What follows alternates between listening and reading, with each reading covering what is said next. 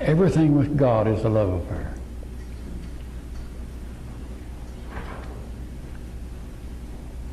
There's nothing he touches or has to do with that's not him as a lover operating.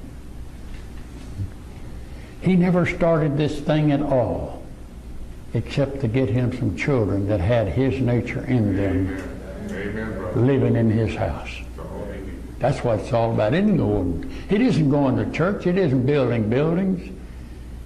It isn't having church doctrine. He took care of all of this. When he found Paul, he said, I'm going to use Paul, and he's going to preach a message, and if they'll believe that message, they'll stand before God. Okay. That's the way it is right now, the way it is.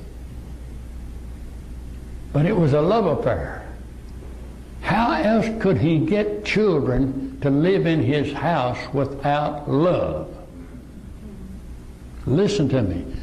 Children won't come to the parent or to an adult to do what is right on their own.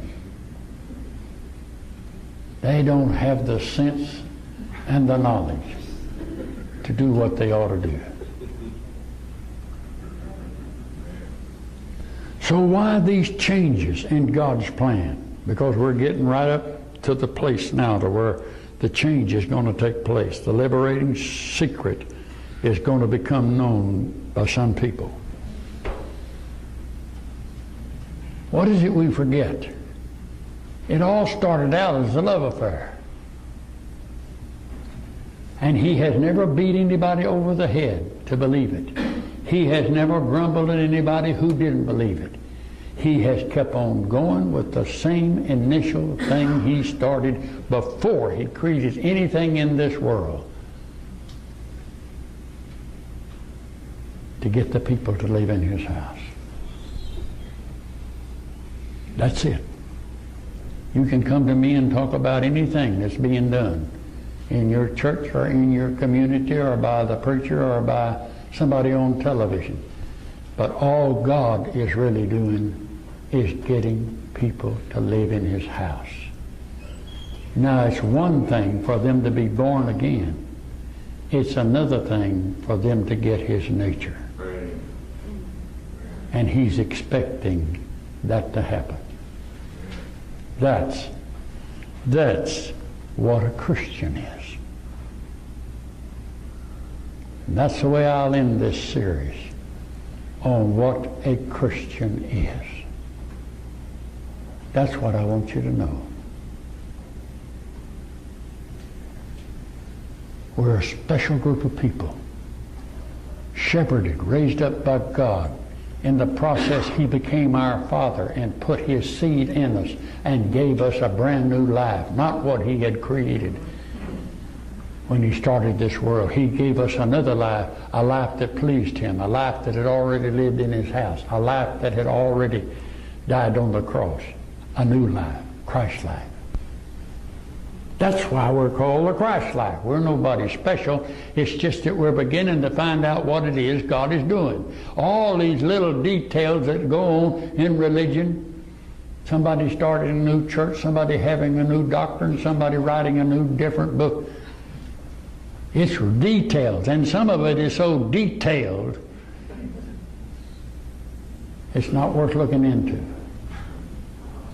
But what is important, he started out with Adam and Eve to get him some family members.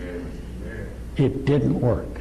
He raised up thousands of people in the Old Testament on the basis of soul salvation, and it didn't work because soul salvation is not what he wants and needs.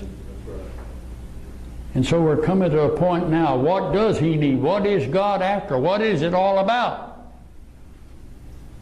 Well, to put it in technical terms, it's about spirit salvation. Spirit salvation, because that's what it takes to get into the Father's house. And for your information, if you have no desire to go to the Father's house, you're certainly an idiot.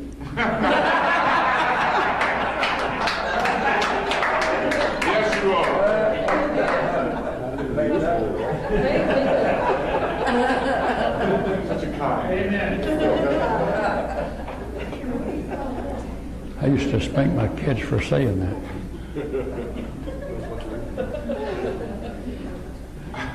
That's what it's all about, dear friends. I'd like to tell you that all these things you're going through religiously are real important. They are not. What is important is what God is doing, His plan.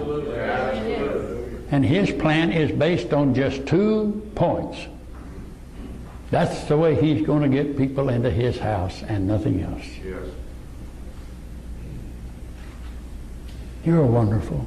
Every one of you are so wonderful. God love you. And we're just going to have a good time at this conference. Amen.